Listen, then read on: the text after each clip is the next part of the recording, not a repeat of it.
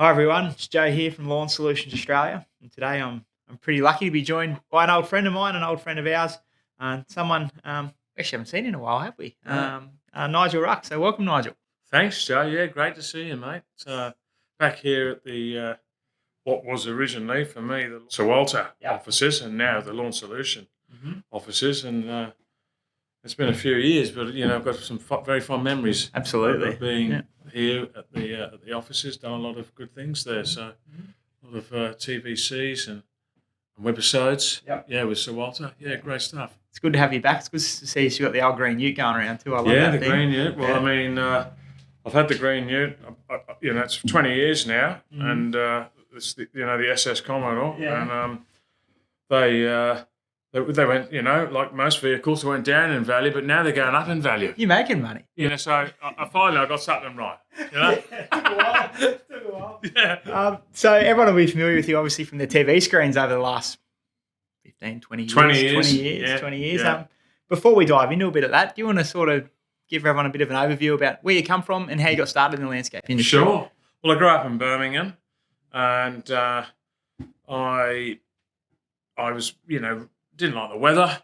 I sort of thought there was Like more. most. The weather was sort of a bit of a downer for me. So I was, started travelling young, and I always liked the look of Australia. But I worked and travelled in Europe and Canada and all sorts of places, and it eventually came to Australia originally in '88 on a working holiday visa, and then I went back and forward between Australia and Canada. I did a lot of skiing, and then eventually settled in Australia in '93 as a permanent resident, and that's when I'd done a little bit of landscaping in Whistler in Canada just in the summer, Right. Yeah. right? But I really it was the weather that attracted me to Australia. I just loved the place, and that's when my sort of landscaping career really started to kick off. And funnily enough, it was mowing. I started off mowing probably '89 when I was on my sort of working holiday period. Yeah. Started mowing, and then gradually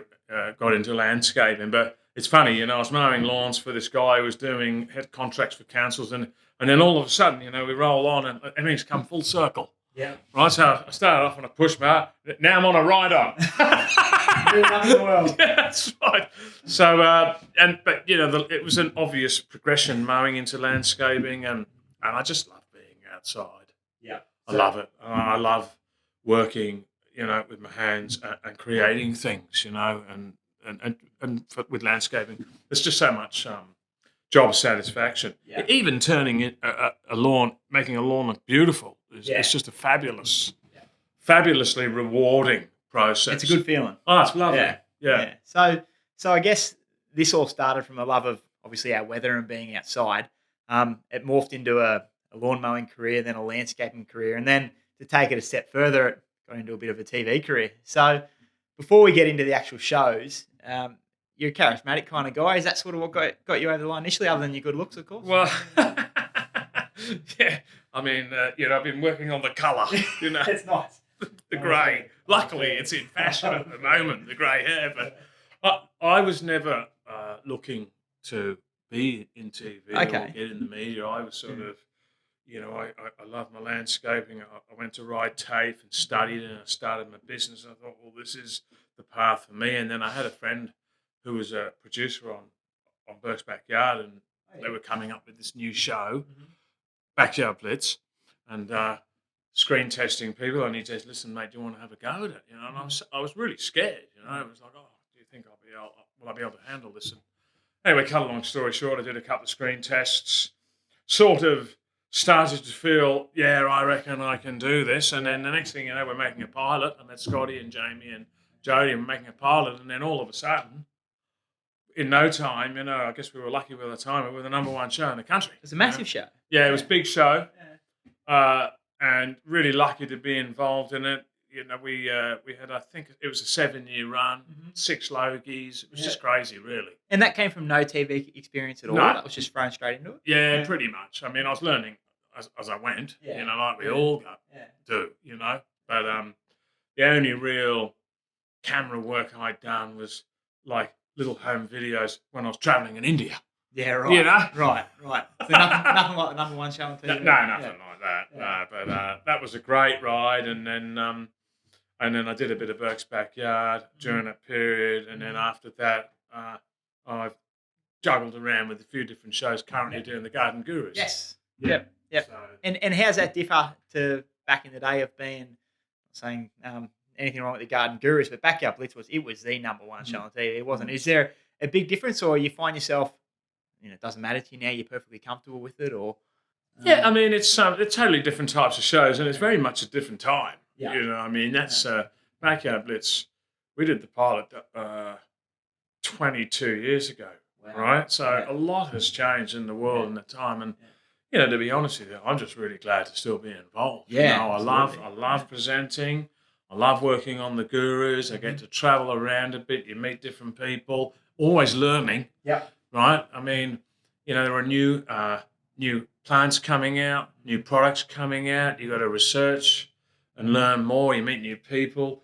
The whole growing your own veggies. Yep. I was going to say something else there for a minute. Be careful. But the whole organic, homegrown revolution, has been very much a part of the last few years, probably 10 years at least now, really. I mean, it never really went away. It's just that now everyone's right into it. So there's always something to keep you thinking and keep that's you looking. That's right, So you're always learning. I mean, you talk to, that's the other beautiful thing is I'm always meeting other, great people in this industry, whether it's lawn or garden, landscape, design. And you're always learning. So that's a really beautiful part of it, Do you still keep tabs with the old crew, Scotty and Jody? Very much so. Jamie? Yeah. Very much so. I'm actually seeing Scotty. I see Scotty a lot. I'm seeing Scotty on Saturday. Oh, nice. Yeah, which would be good. And I'm in regular contact with the other guys, and we have occasional reunions. Yeah, cool. We had a big lunch not so long ago. It's probably where the story ends. Yep. Yeah. But we're really tight. We had such an amazing time together. We'll always be mates and never forget that period. It just worked. It was a cracking show, and the ratings sort of spoke for stuff. And how many logies? 6 logies? 6. Where do you keep them? Well, you don't actually get one each. Oh, you don't get one? No, you don't. I think the show gets one. The show gets one. So, unless I had won one myself, like Nigel Ruck. The gold logie winner. I don't know, so for, the best looking guy. You'd be a shoo-in. Don't worry about James. If they brought that category. Yeah. But no, the show wins it, so they're kept. So I won't walk into your house and there'll be 6 logies. No, that's they're kept at the production office. But I had a couple at home for a while. Might have been 3. Could have sold a couple. Yeah, I don't know how much you get. They're not gold. Yeah. So that was a lot of fun. The logies are great fun. And then from that, sort of blossomed our little relationship, I guess, starting back mid to late 2000s, you call it, where we were the Sir Walter brand then, just Sir Walter Softleaf Buffalo. And you started doing a couple of little episodes and TVCs and ads back in the day. So how did you find the transition from TV and doing some brand ambassador work and working with the Sir Walter group at the time? Yeah, it was fantastic. I loved it. It was great to be asked and to be involved with such a great team, but also a wonderful, wonderful grass. I mean, Sir Walter's still fabulous grass. Absolutely. And, the timing was right. Mm-hmm. And I remember I came to this area and I did a couple of stories for the Garden Gurus. Right. Up near the house there, I think it was a lawn conversion thing. And that went well, and then... there was a whole launch. I did a TVC, television campaign, which was the lawn Kranskis, lawn fruits, lawn stumps, that one. And then there was, because the website was all being relaunched, it was all very much going deep and big into web at the time, webisodes. So we did a lot of webisodes on everything, like fertilizers, how to mow your lawn, beware of imitators. Beware imitations. We would have probably done 100, I'd say. Yeah. And I think some of them are still on the site. There's some of the magnificent work. There he is.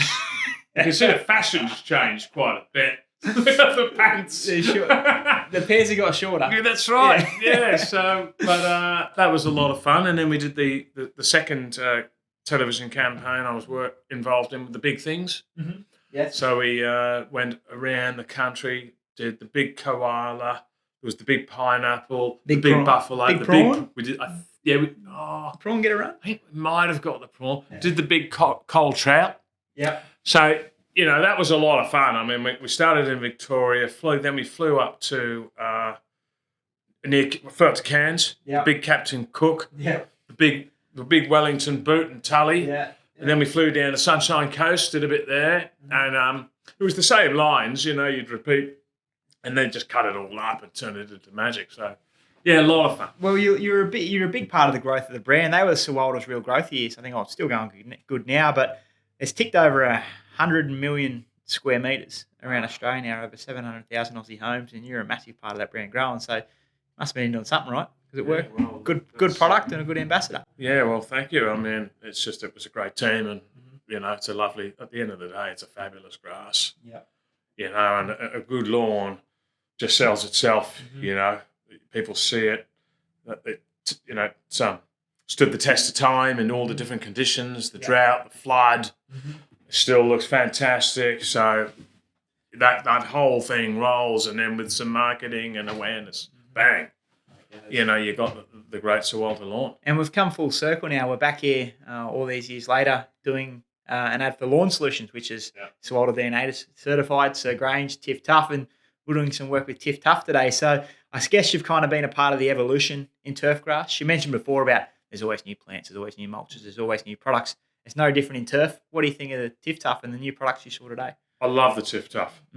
Right, being the sort of hybrid Bermuda grass. It's I've laid some myself on lawns. Okay. The most recent one I've seen apart from today was a neighbour of mine. He's put it down and it just looks fabulous. Yeah. It's like, wow. It's very much a fabulous grass. Yeah. Beautiful colour, mow it tight. Yeah. You get that bowling green look. So, it's a great grass. That with like Sir Grange Zoysia gives you a bit of versatility as a landscaper now. Hey? You can sort of mix and match. It's not just Sir Walter DNA certified. It's not just kayak. There's something else you can put down and really make it pop. That's right. I've used Zoysia a few times on some really high-end landscapes that we've been lucky enough to be doing in recent years, and it just looks amazing. I had it on one job. We just we let it get a bit longer, full sun, and it, people just go, wow, what's this stuff? Yeah, almost looks fake sometimes. Absolutely. Yeah, it was like someone had rolled out the nylon carpet. Yeah, amazing, really good stuff, and easy maintenance. Mm-hmm. And talking about what you're working with now, and we mentioned the old green ute before, the old greenology ute. So that's you now. What takes up most of your time these days? My business, landscaping business, greenology, is the bulk of my time. Mm-hmm. We've got a few guys working for me. We do a combination of design, new garden installations, and maintenance, which is a fairly standard formula for landscapers. I mean, a lot of the sort of more prestigious properties, it's just a no-brainer that you roll into maintenance. A lot of the people, that's what they want. And it's nice to be, I love being involved from the beginning. And then, if, you move straight into maintenance and you get to enjoy the garden growing. Not only do you know the garden, from the ground up, so to speak, because you built it, right? But you get to enjoy things growing, things change, and you develop.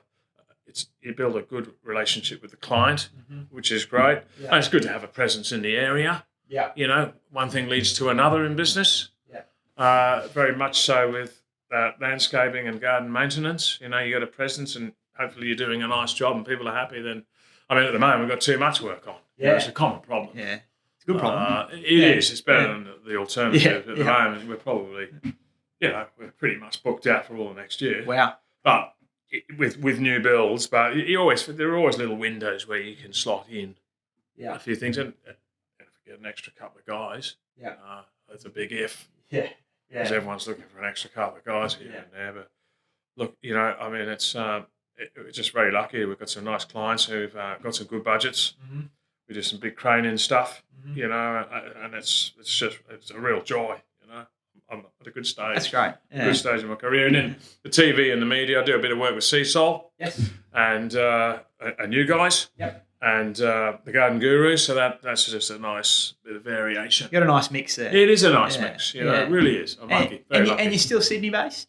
Sydney based. Yeah. And also we have a place in Gerringong as well. Spend a bit of time in Gerringong. It's a beautiful part of the world. God's country. Just up the road. That's right. Yeah.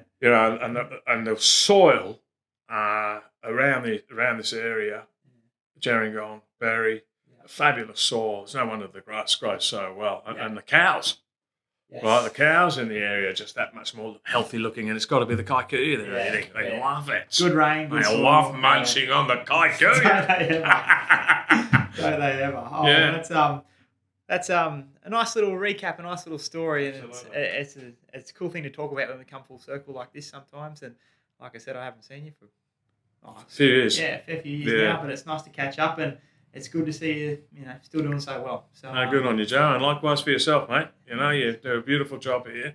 I appreciate it. And we want to thank you for coming on today, and we hope everyone got a nice little recap of a TV star from back in the day and also still now. So thanks for coming on. Thanks, mate. Cheers. Really? Sorry, I didn't know what I was going. That was good, mate. That was great. Oh, it was great. No, that was awesome.